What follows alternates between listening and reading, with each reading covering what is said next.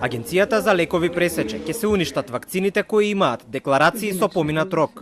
Повеќе од 600 вакцини на произведувачот GlaxoSmithKline од Белгија ќе бидат запалени на Дрисла. Од Малмет испратиле наредба до Македонија Лек да ги уништат најдоцна за 3 дена и покрај тоа што произведувачот, но и првите луѓе во здравството убедуваат дека тие се безбедни за употреба. Една вакцина МРП против мали сипаници чини 5 евра, со што повеќе од 3000 евра ќе завршат во депонија.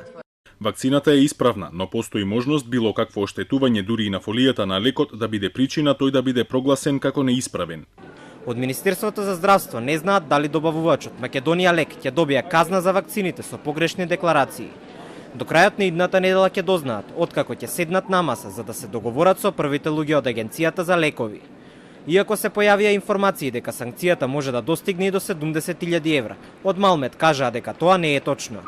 Македонија Лек ќе треба да плати сума помеѓу 25.000 и 50.000 евра. Ставот на министерот Филипче е добавувачот треба да ја плати највисоката казна која е одредена со закон.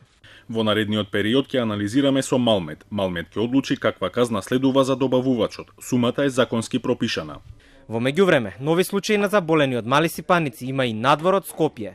Од инфективното во Тетово потврдија дека тројца заболеле од оваа болест. Сите случаеви сме ги испратиле на клиниката за инфективни болести и фебрилни состави Скопје, заради тоа што не дека тие случаеви биле изузетно тешки и не можеме ми одека да ги третираме, можеме да ги третираме, меѓутоа поголемиот проблем е што тие добиват клиничка диагноза, а не и етиолошка диагноза.